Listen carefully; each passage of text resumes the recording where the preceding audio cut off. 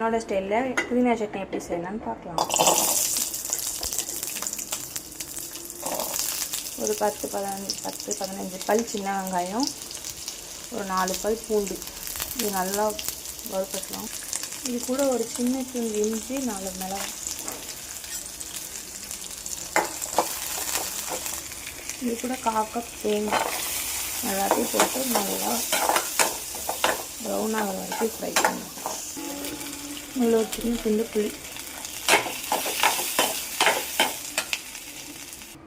வறுத்ததெல்லாம் ஒரு பவுலில் சேர்த்துட்டு இப்போ புதினாவை ஒரு எடுத்துக்கலாம்.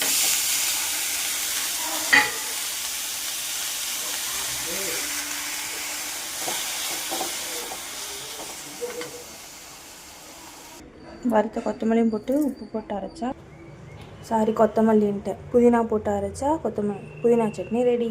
நீங்களும் ட்ரை பண்ண பாருங்கள்.